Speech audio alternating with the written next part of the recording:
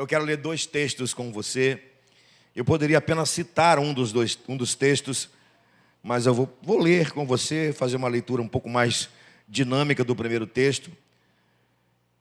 Eu sei que você conhece, aliás, você os conhece, mas eu vou fazer uma leitura um pouco mais dinâmica do primeiro. Mas eu preciso que você abra a sua Bíblia comigo, por favor, no Evangelho de Lucas, capítulo 22. Evangelho de Lucas, capítulo 22. Nós vamos ler do 39 ao 46. É Jesus no Getsemane.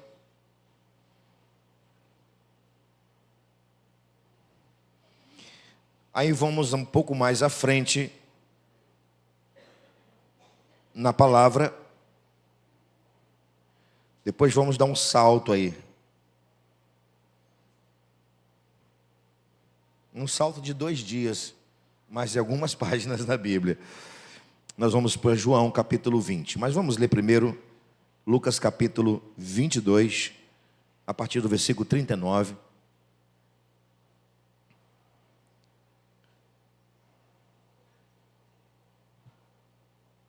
Vou fazer o seguinte, eu vou dar o tema da mensagem, nós vamos falar o tema da mensagem. E eu quero que façamos assim de uma forma celebrativa mesmo, dado o momento, dado o dia, dada a hora que nós estamos. É uma manhã de Páscoa, é uma manhã de celebração, é uma manhã de alegria.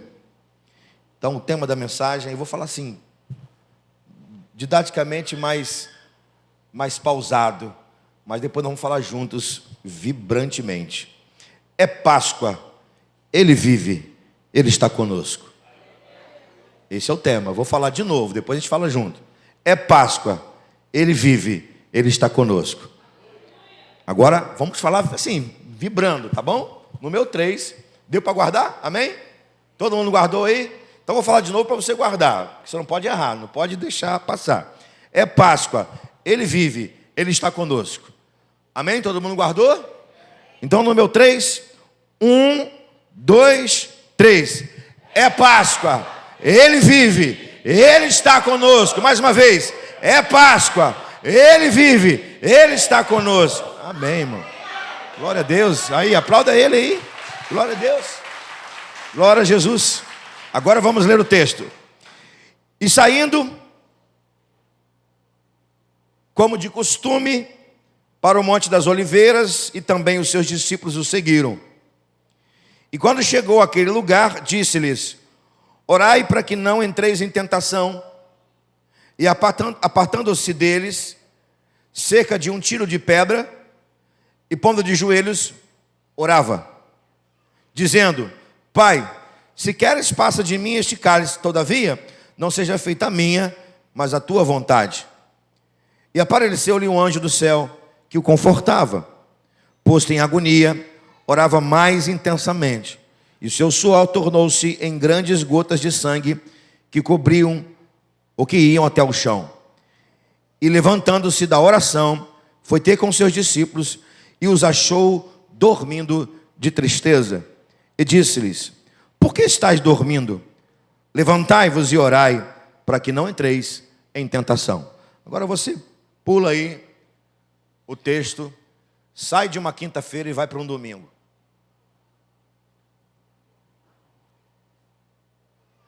João 20.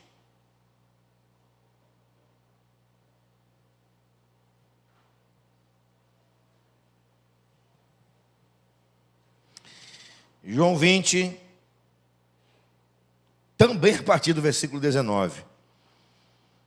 Aí esse aqui a gente vai ler com mais calma. João 20, a partir do versículo 19. Chegada, pois, a tarde daquele dia, primeiro da semana, cerradas as portas onde os discípulos, com medo dos judeus, se tinham ajuntado, chegou Jesus, pôs-se no meio deles e disse: Pai seja convosco. E disse isto, e dizendo isto, mostrou-lhe as mãos e o lado, de sorte que os discípulos se alegraram, vendo o Senhor.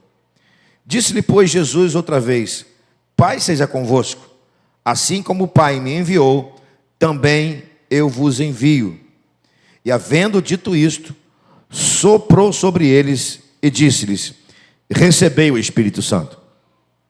Aqueles a quem perdoardes os pecados, lhes são perdoados, e aqueles a quem os tiverdes, lhes são retirados. Ora, Tomé, um dos 12, chamado Dídimo, não estava com eles quando veio Jesus. Disse-lhe, pois, aos outros discípulos: Vimos o Senhor. Disse-lhe, pois, os outros discípulos: Vimos o Senhor.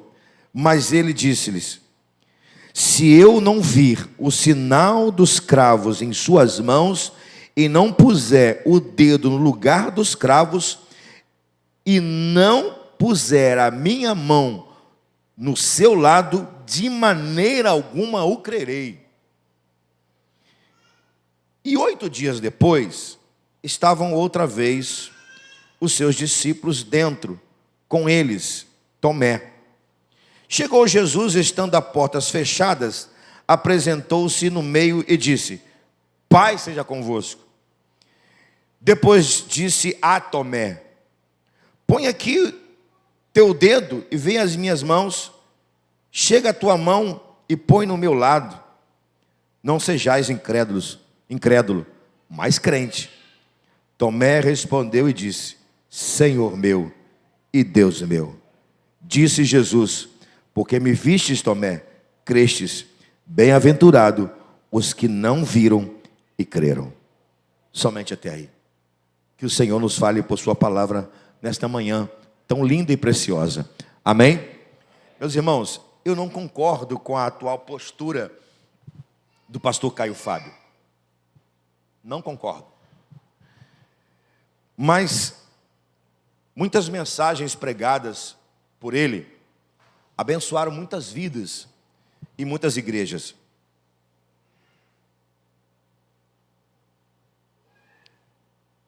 Isso é fato. E uma delas me chamaram muita atenção.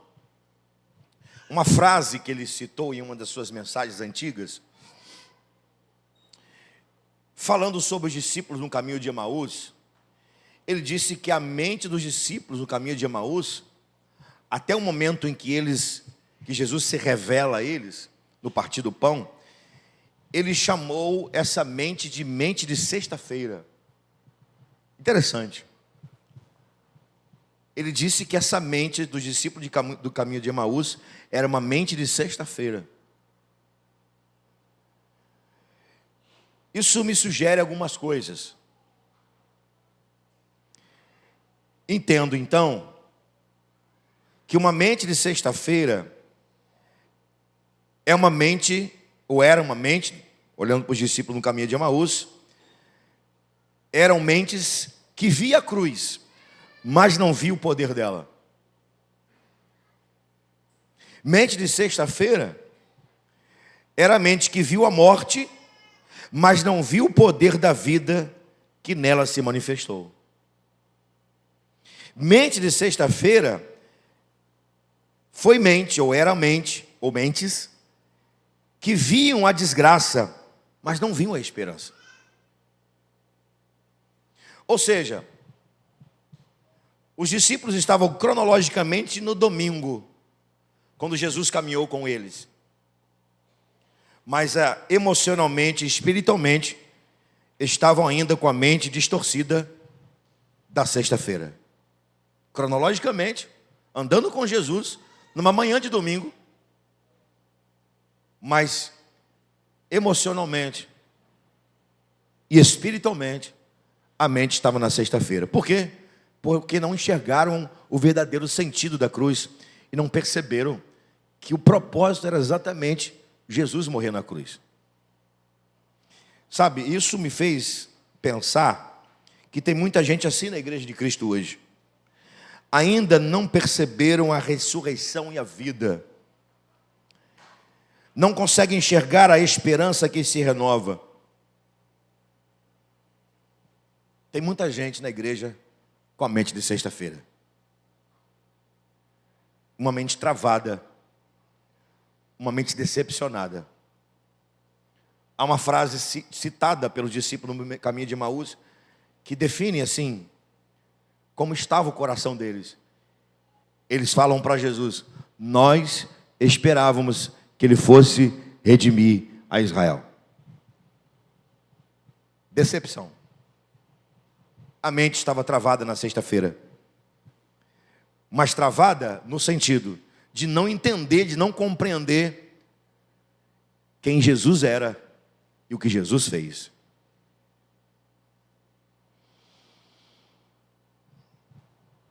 Esse texto que nós acabamos de ler, os dois textos, e você vai entender por que eu li esses dois textos, há uma conexão entre os dois.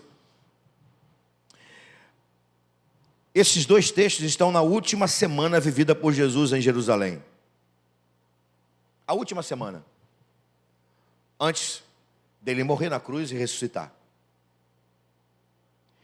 Eu chamo essa semana da semana mais importante da história da humanidade. Desde o dia em que Adão foi criado, Adão e Eva foram criados, até essa semana, esses dias ou essa semana, esse tempo aqui foi o mais importante da história da humanidade. Nenhuma semana foi mais importante do que esta. Nenhuma. Essa foi a mais importante da história da humanidade. Ela começa com Jesus saindo de Betânia, na casa de Simão o leproso, na companhia de Marta, de Lázaro e de Maria. Ele sai de Betânia, onde ele é honrado, onde ele passa assim os dias que ele precisava, Jesus, ser humano como nós, precisava ser honrado, precisava sentar à mesa, ter um bom banquete, se alegrar, precisava receber carinho, afeto, coisa que nós precisamos como seres humanos. Então ele sai da casa de Simão leproso, na aldeia de Betânia, e ele vai para essa última semana.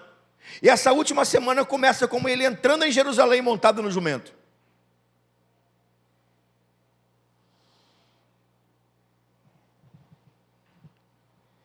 E é nessa última semana que ele vai ter o último encontro com os seus discípulos. Vai lavar os pés dos seus discípulos. Vai liberar palavras profundas, proféticas.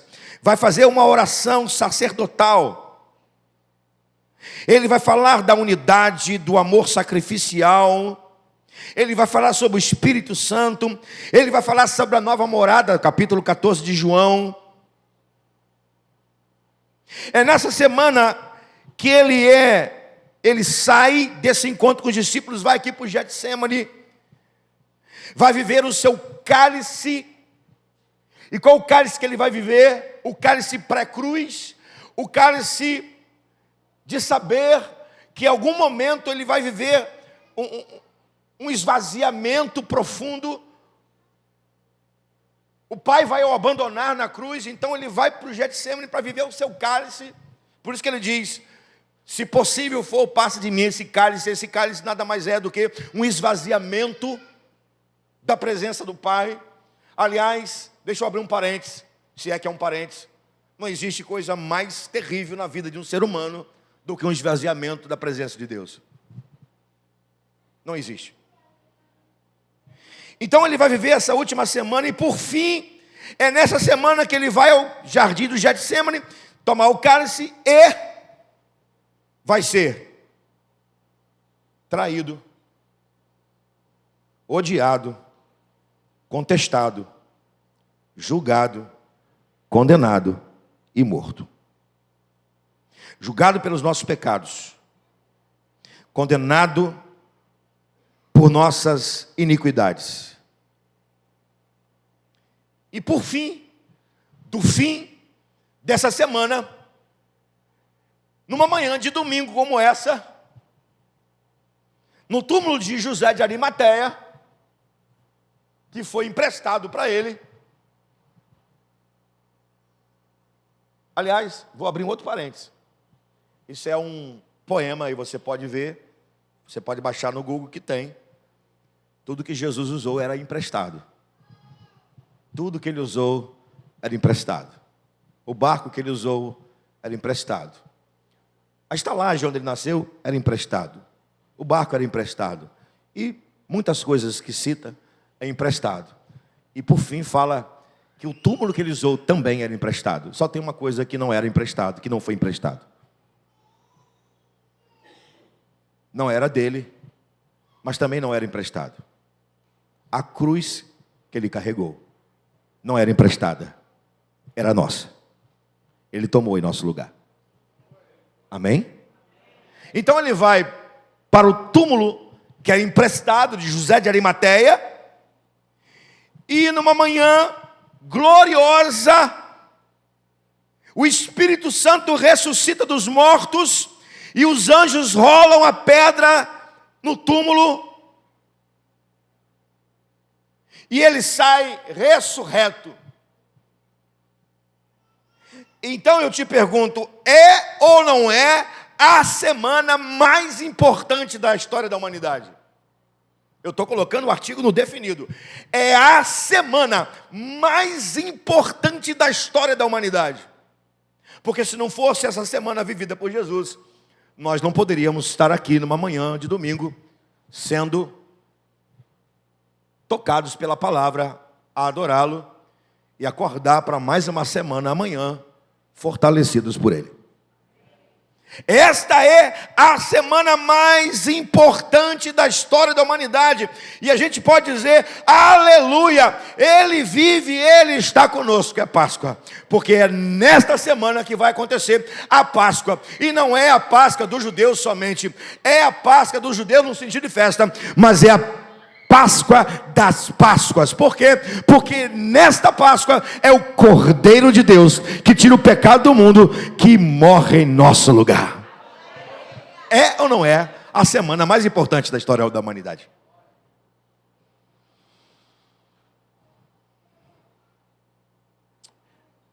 E talvez você esteja perguntando o que há de conexão nos dois textos que nós lemos. Além, é claro, da conexão de ser dois momentos numa mesma semana, em dias diferentes, mas na mesma semana. Há uma similaridade nesse sentido. Esses dois momentos, ou seja, o Getsemane e Jesus visitando os discípulos, esses dois momentos acontecem em dias diferentes, mas na mesma semana. Mas será que esses dois momentos vividos por Jesus, dentro dessa semana, que é a mais importante da história da humanidade, tem mais algum ponto em comum? Será que tem?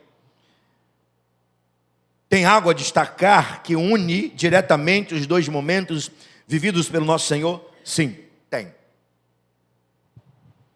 Vamos rapidamente olhar alguns pontos do Getsemane. Alguns, rapidamente. E você vai entender por que eu li Getsemane. E você vai entender que há uma conexão, muito embora sejam dias diferentes, na mesma semana, entre o Getsemane e o momento que Jesus visita os seus discípulos já ressurreto. Vamos lá. Olhando para o Getsemane, nós vamos ver aqui Jesus sentindo medo. Eu não estou expondo o Getsemane agora, é só para a gente entender. Mas vamos lá. Jesus no Getsemane sentiu medo. Jesus no Getsemane sentiu angústia. Jesus no Getsemane sentiu solidão. Jesus no Getsemane sentiu um vazio. Leia o sinótico de Lucas 4, e você vai ver isso, de Lucas 22, perdão, de Lucas 22, e você vai ver, você vai enxergar tudo isso. Você pode ler Mateus 26, como Marcos 14, e você vai ver exatamente isso. O que Jesus sentiu no Getsemane? Ele sentiu medo, angústia, solidão e um vazio.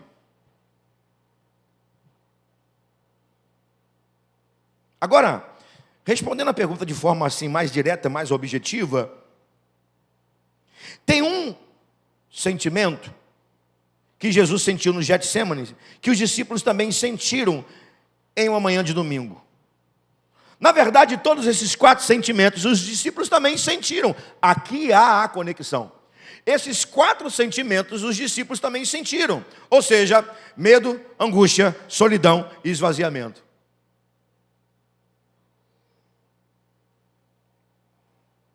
Mas tem um que nós vamos destacar.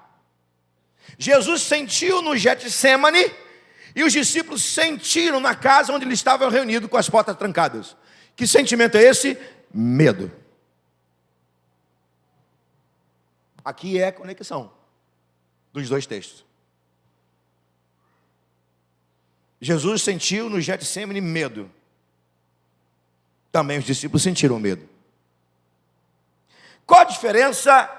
E aí, lógico, tem a diferença de ser Jesus e os discípulos, mas qual a diferença de comportamento diante do medo, da angústia, da solidão e do esvaziamento? Qual a diferença? Qual é o ponto de diferença entre Jesus e os discípulos, guardado as devidas proporções, evidentemente, de ser Jesus e os discípulos? Mas qual o comportamento? O que levou Jesus a superar o medo, a angústia, a solidão e o esvaziamento? Eu vou te falar. Oração.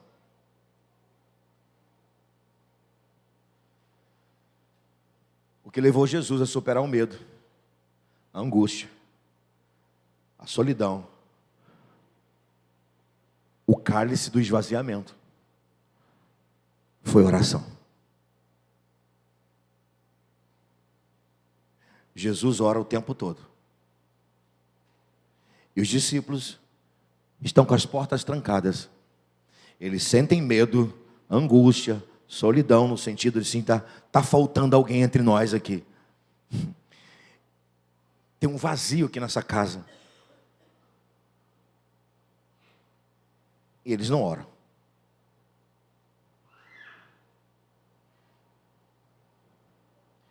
Isso nos leva a uma reflexão muito séria. Porque quando nós sentimos tudo isso, ou outras coisas a mais, a gente busca remédio. Busca o médico, busca remédio, e a gente precisa buscar médico, remédio. Os médicos e os remédios são instrumentos divinos de Deus para nos curar. Mas a eficácia maior não está na mão dos médicos, na inteligência que Deus deu aos médicos, nem nos remédios, que é fruto da inteligência que Deus deu aos cientistas para criarem. Na nossa vida, tudo começa na oração. Passa pela oração e é superada pela oração.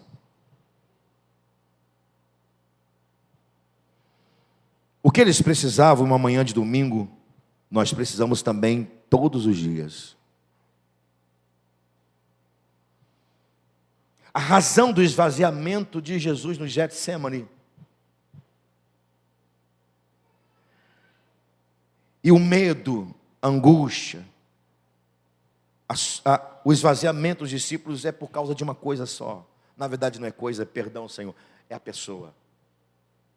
Presença.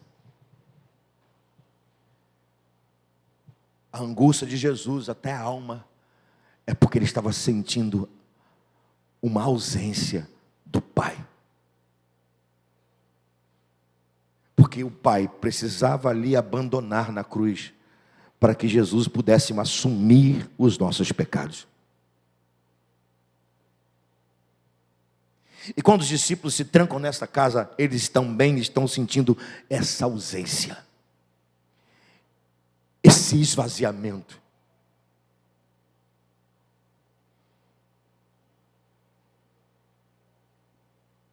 E Páscoa nada mais é do que a igreja de Jesus louvar a Ele, porque não falta mais. a presença de Jesus. Não há mais esvaziamento. Não há angústia, porque o coração está vazio, a alma está vazia. Não há mais o medo do futuro.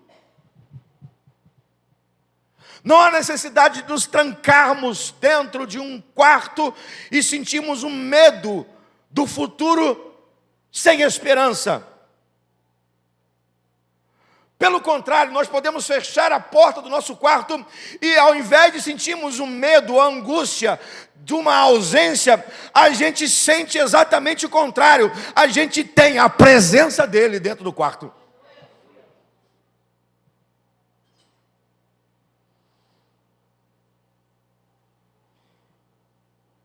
O que a presença de Jesus trouxe aos discípulos em uma manhã de Páscoa? É o que eu desejo para você nesta manhã preciosa. Vamos então mergulhar na segunda parte do texto, ou no segundo texto que lemos. O que a presença de Jesus trouxe aos discípulos em uma manhã de Páscoa? É o que eu desejo para você nesta manhã. Serei breve. Primeiro, a presença de Jesus trouxe alegria e paz na hora do medo. Eu vou repetir. A presença de Jesus trouxe alegria e paz na hora do medo. Versículo 19 a versículo 21. Qual a razão do medo dos discípulos? Eles estavam com medo dos judeus. Está escrito no texto isso. Os mesmos que mataram Jesus. Interessante, meus irmãos, como 10 homens que tiveram experiências poderosas com Jesus, das mais diversas possíveis. Como que 10 homens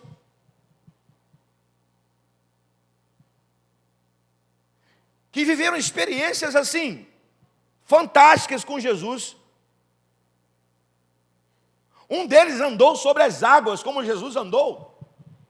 Eles viram Jesus ressuscitar mortos. Eles viram Jesus libertar um homem com uma legião de demônios. A pergunta é, como que 10 homens com experiências poderosas com Jesus, das mais diversas, estavam sentindo medo, e medo dos judeus? É simples. A resposta é simples. A morte de Jesus para eles, nesse momento, até Jesus se revelar, para eles, não foi um cumprimento de um propósito, e sim uma decepção. Preste atenção nisso aqui. Preste atenção nisso. Qual a razão desses homens que viram tudo o que Jesus fez sentirem medo dos judeus? A resposta é simples. Porque até esse momento, a morte de Jesus não foi o cumprimento de um propósito eterno. Para eles, até esse momento, a morte de Jesus foi uma decepção.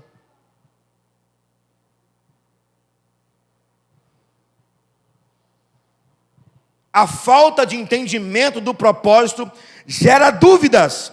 E dúvidas pode gerar medo. Vou repetir. A falta de entendimento do propósito ou dos propósitos, ela gera dúvida. Quem está com medo tem dúvida. E as dúvidas podem gerar medo. E todo mundo sabe que o medo trava, paralisa, tranca. O texto diz que eles estavam as portas trancadas, fechadas. Mas, louvado seja Jesus, porque ele não deixaria os seus discípulos por muito tempo com medo.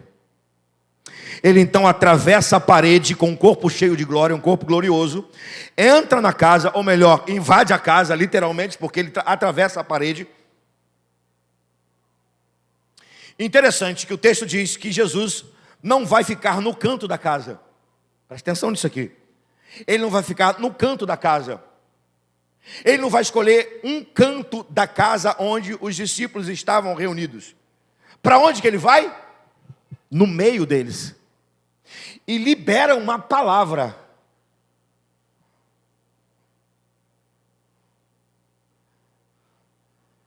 é gerada uma palavra. Que palavra? Paz seja convosco. Diga aleluia por isso, irmão. Então, o medo isolou e trancou os discípulos. A presença dele trouxe paz e alegria. De novo, o medo isolou e trancou os discípulos. A presença dele trouxe paz e alegria. Então, irmão, você só precisa da presença e da palavra de Jesus, porque a presença e a palavra de Jesus traz paz e alegria. Aleluia! A presença e a palavra de Jesus traz paz e alegria. Mesmo que você esteja sentindo medo e você se trava, se tranca, quando a palavra de Jesus é gerada e é liberada a você, o medo dá lugar a paz e alegria. E que nesta manhã você saia daqui cheio de paz e alegria. Por quê? Porque eu estou te falando? Não, porque Jesus falou para os discípulos, os que estavam aqui, e Ele está falando para aqueles que estão aqui nesta manhã: paz seja convosco. Aleluia! Glória! Segundo lugar, o que a presença de Jesus trouxe aos discípulos em uma manhã de Páscoa: experiência com o Espírito Santo. Aleluia!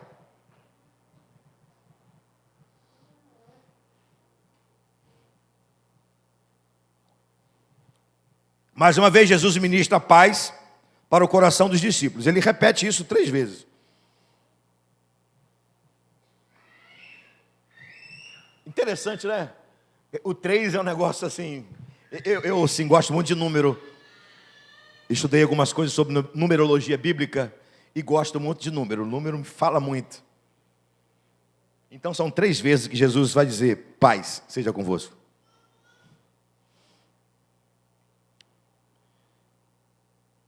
E todas as vezes que Deus repete alguma coisa, dá ênfase, significa dizer que é um processo que está sendo feito.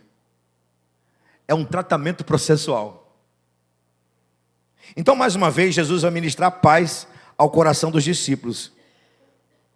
E uma vez o coração em paz, Jesus faz algo que ele não tinha feito ainda. O que ele faz? Ele vai ministrar sobre 10 discípulos o Espírito Santo. Vamos ler? Esse eu quero ler com você de novo. Disse, pois, Jesus, versículo 21, paz seja convosco. Assim, como o Pai me enviou, eu também vos envio a vós. Versículo 22. E havendo dito isto, assoprou sobre eles e disse: recebei o Espírito Santo. Então, veja bem, uma vez que o coração está sendo tratado, que a paz está tratando o coração dos discípulos, Jesus vai fazer isso que não tinha feito ainda: gerar uma experiência com o Espírito Santo. E aqui claramente Jesus está fazendo isso com um propósito. O quê? O propósito de pregar o Evangelho.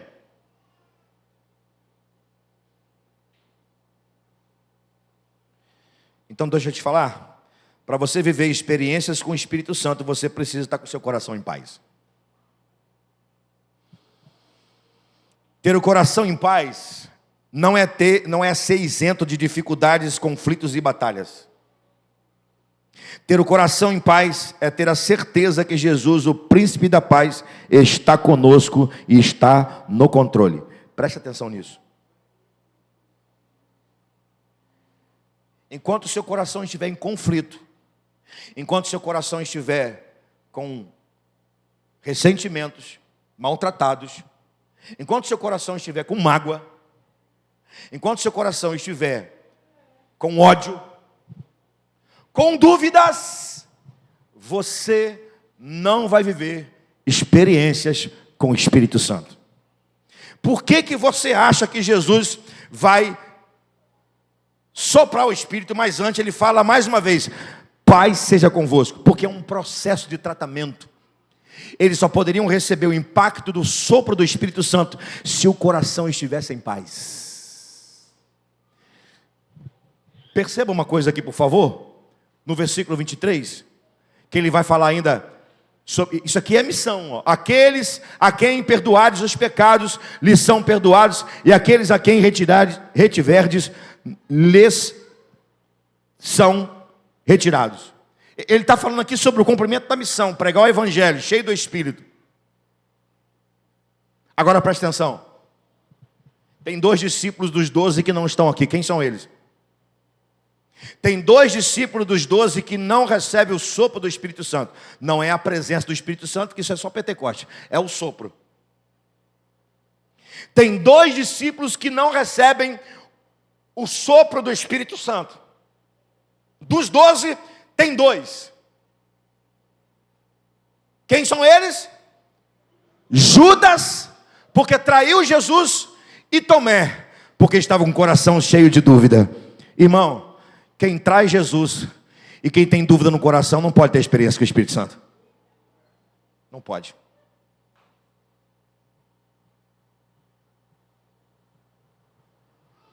Tem muita gente na igreja que terá dificuldades na vida para viver experiências com o Espírito Santo, quer seja para se encher, para conhecê-lo como pessoa, quer seja para se encher, para fazer a obra. Tem muita gente na igreja que vai ter dificuldade para viver a experiência com o Espírito Santo, quer seja para encher e ter conhecimento pessoalmente com ele, porque o Espírito Santo é uma pessoa, quer seja para ser cheio do Espírito Santo, para fazer a obra, que é o caso que Jesus está falando aqui. Vai ter dificuldade, por quê? Porque o coração não está em paz, irmão, está cheio de outra coisa, não é paz. Sobretudo, o coração está com dúvida. Irmão, Jesus não vai usar você com dúvida, com incredulidade. Jesus não vai usar uma pessoa que está pensando no dinheiro e não está pensando no reino. E quem pensa no dinheiro e não pensa no reino, não pense você, perdoe minha redundância, que não é traição não, porque é. Porque o reino de Deus não é comida, não é bebida. O reino de Deus é paz e alegria no Espírito Santo.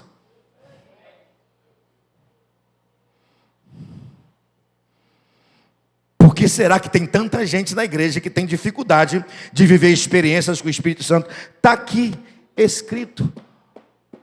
Está aqui claramente. O coração está cheio de tanta coisa, menos de paz de Cristo.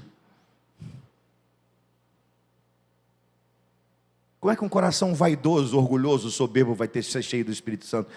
Não tem como. O Espírito Santo não vai ficar no mesmo ambiente. Melhor, o Espírito Santo vai ficar no mesmo corpo, no mesmo coração que tem orgulho, vaidade, soberba, mágoa, ressentimento, dúvida, incredulidade. O Espírito Santo não vai estar aí. Para orar, para usar, não.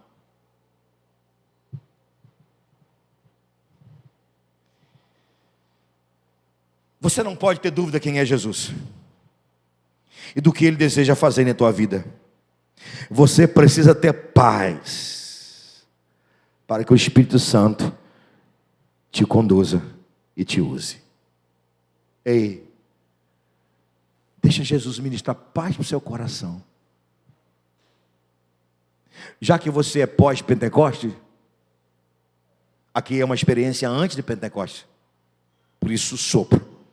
Já que você é pós-Pentecoste, irmão, deixa Jesus ministrar paz no seu coração nessa manhã, para que o Espírito Santo flua do seu interior, como rio de água viva.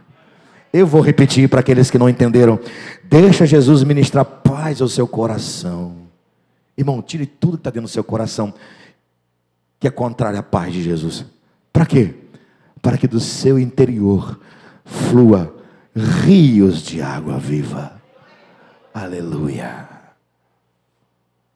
Deixa eu correr. o que a presença de Jesus trouxe aos discípulos nessa manhã de Páscoa? Em terceiro lugar, trouxe renovação de fé. Agora sim, Tomé entra na história. Como eu disse, no primeiro momento, na manhã de Páscoa, quando Jesus entra na casa onde os discípulos estavam reunidos, as portas fechadas, Tomé não estava presente. Mas ele chega. Diga assim comigo, tem muita gente na igreja. De novo, tem muita gente na igreja que chega atrasado. Tem muita gente que chega atrasado. Jesus já foi. Ele já veio, já chegou, já manifestou a sua presença, a sua paz, já encheu do Espírito, e a pessoa chega atrasada. Só no próximo culto agora, irmão. É literalmente isso aqui, é só no próximo culto que ele vai vir. Mas por que a mente está atrasada? Porque está com incredulidade. A Bíblia diz que Tomé chegou atrasado, e quando ele chega, ele encontra os discípulos ali, falando da experiência, do que viveram, falaram que Jesus esteve presente, que o Senhor ressuscitou.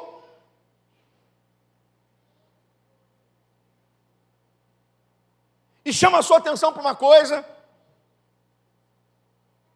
valorize quem tem experiência com Jesus, valorize quem tem experiência com o Espírito Santo, valorize quem tem experiências com o Pai, valorize. Cuidado com quem você anda, cuidado com quem influencia a sua vida. Não menospreze quem tem experiências com Deus, não menospreze quem tem experiência com Jesus, não menospreze quem é cheio do Espírito Santo. A sua incredulidade pode impedir você de enxergar, de ver no irmão alguém que tem experiência com Deus. O que aconteceu com Tomé? Ele não está enxergando que esses 10 discípulos que aqui estão tiveram uma experiência poderosa com Jesus. A incredulidade impediu Tomé de ver isso. Meu irmão, eu quero sentir a presença de Deus vendo você cheio de Deus. Eu quero sentir a presença de Deus vendo nos teus olhos o brilho da glória de Deus. Eu quero sentir a presença de Deus ouvindo você falar sobre Deus, ouvindo você falar sobre a palavra, ouvindo você falar que Jesus é poderoso. Eu quero sentir experiências através da sua vida. O problema é que quando a gente se reúne fora do culto, a gente fala de tudo, menos de Deus. E eu não estou falando que você não precisa conhecer de tudo.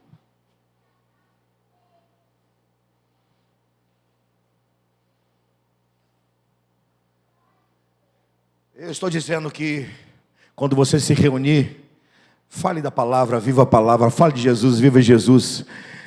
Porque entre nós tem que ter salmos, hinos e cânticos espirituais. Chega de gente que você chega atrasado, irmão. Aliás, tem gente que nem vem para o culto.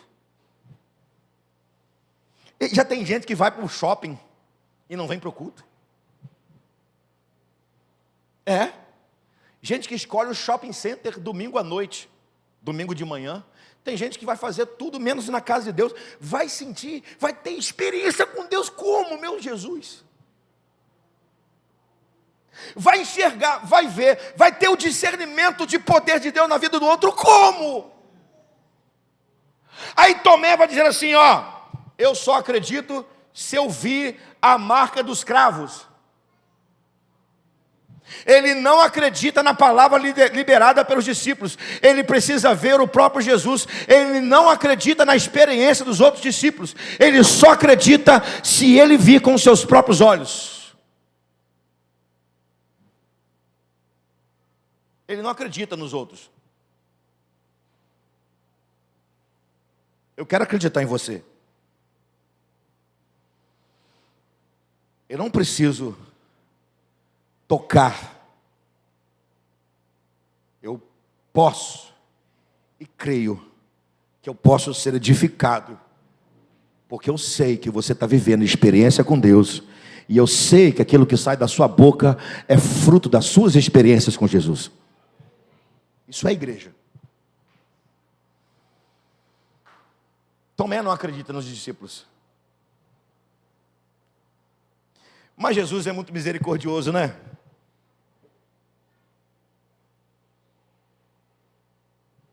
Oito dias depois, o culto do outro domingo, só no outro culto.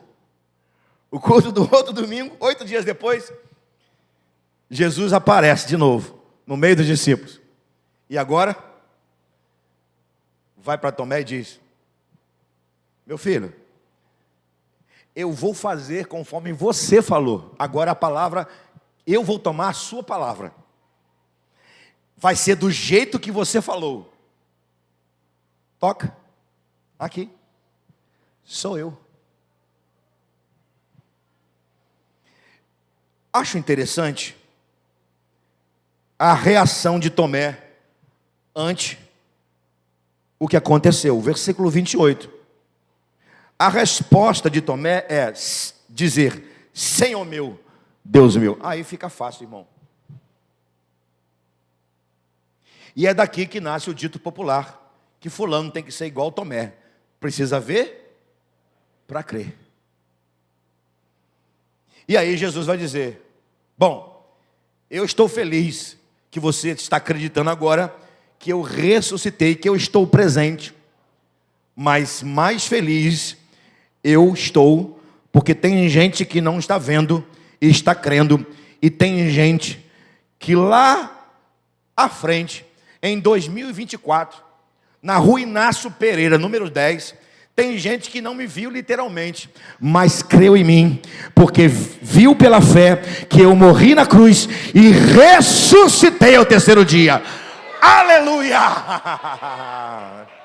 Eita glória! Aleluia!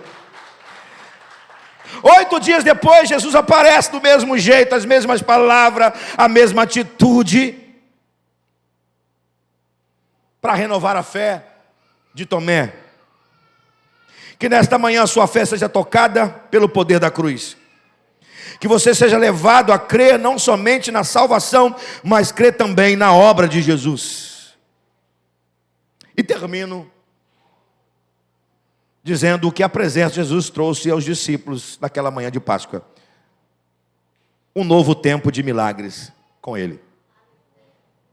Um novo tempo de milagres com Ele. Olha aqui o versículo 30 e 31. Jesus, pois, operou também em presença de seus discípulos muitos outros sinais que não estão escritos neste livro. Estes, porém, foram escritos para que creais que Jesus é o Filho de Deus, para que crendo tenhas vida em seu nome. Interessante esse registro do versículo 30, 31, que vai falar de milagres. Você sabe bem que Jesus ficou 40 dias após a sua ressurreição com os discípulos. E nesses 40 dias ele fez muitos outros milagres. O que significa milagre? É muito mais do que um prodígio. O que os milagres significavam na vida das pessoas? Todo milagre feito por Jesus, ele tinha um propósito de abençoar as pessoas nas suas necessidades.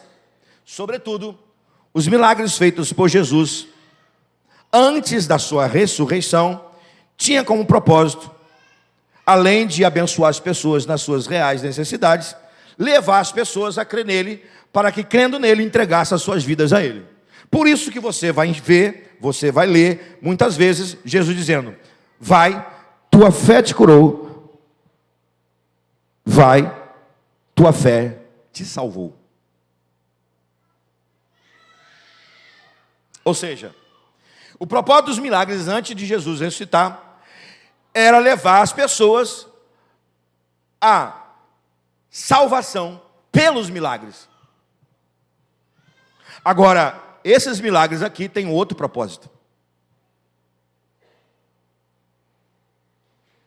esses outros milagres que acontecem depois da ressurreição, falaram aos discípulos.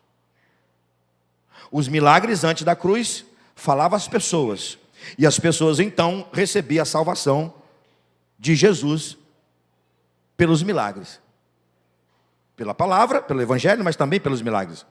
Esses milagres aqui falavam aos discípulos. Está escrito, irmão, não estou inventando, está escrito. Então é assim: antes da cruz, você está curado, vai, a tua fé te salvou. Ouça isso. Agora os milagres, o novo tempo de milagres está dizendo o seguinte: as obras que eu fiz, vocês farão maiores.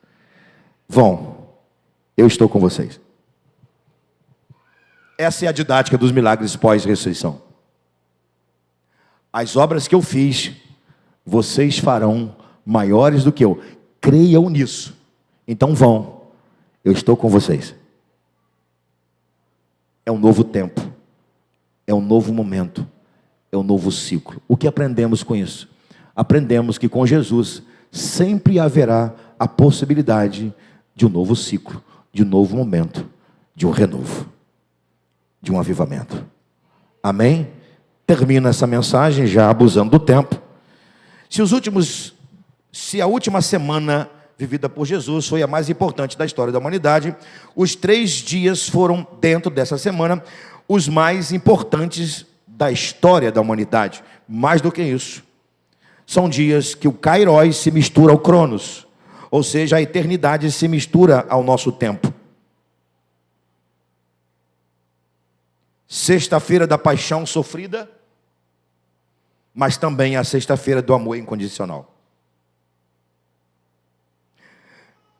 Sábado do silêncio dos que estavam vivos, mas a festa do que estavam no descanso do seio de Abraão.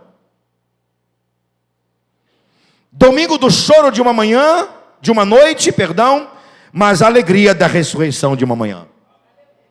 É o Kairos se misturando com o Cronos. Vou repetir. É a sexta-feira da paixão sofrida, mas a sexta-feira de um amor incondicional. É o sábado do silêncio do que estavam vivos, mas a festa do que estavam no seio de Abraão, porque Jesus foi para lá e tirou aqueles que estavam no seio de Abraão e levou com ele, levou cativo o cativeiro. É o sábado da expectativa, e é o domingo do choro de uma noite, mas é o domingo da alegria de uma manhã como esta.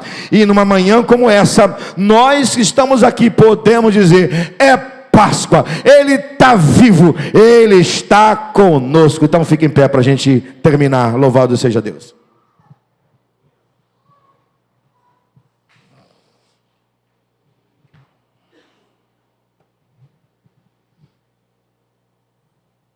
Eu quero cantar com você uma canção que nós não poderíamos deixar de cantar agora. Essa será a nossa oração, em forma de louvor.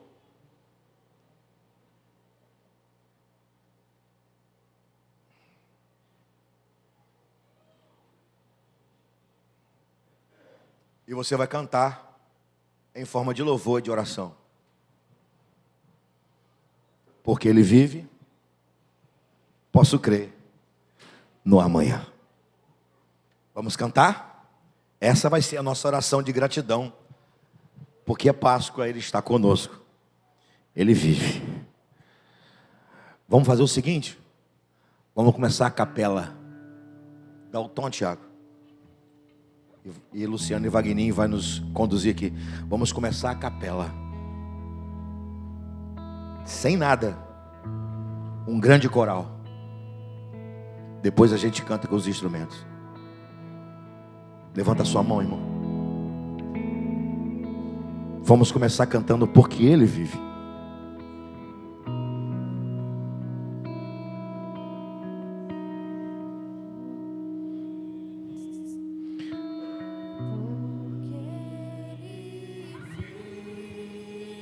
A capela.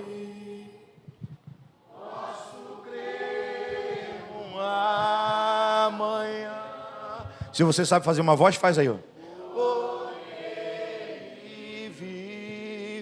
você tiver um tenor, libera o seu tenor. Se tiver o contralto, libera o seu contralto.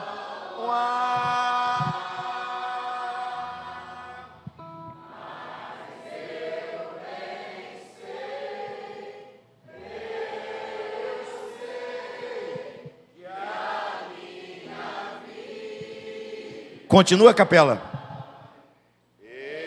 Está nas mãos do meu Jesus. Mais uma vez a capela. Ele vive.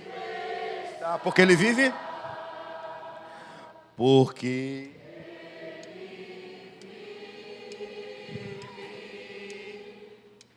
posso crer.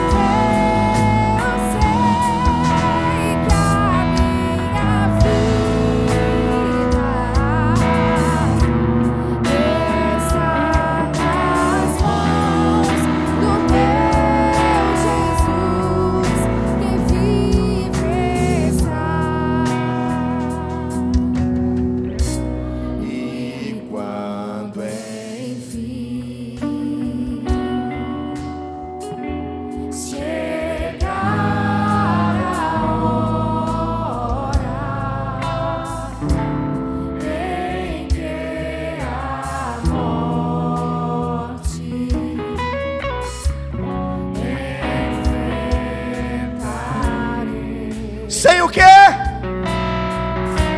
Sem. Aleluia!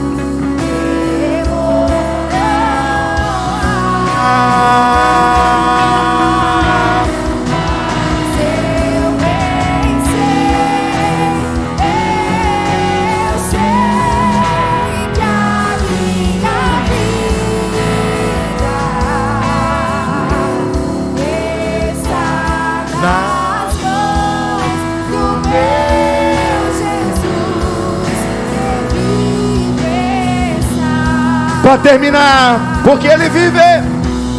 Porque Ele vive.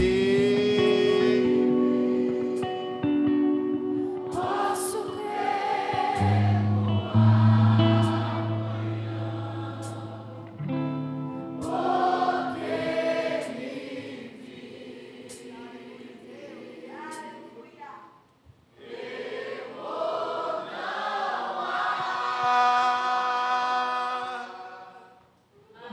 Mas eu bem sei,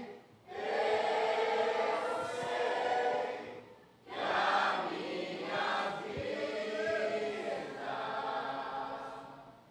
vida está nas mãos do meu Jesus.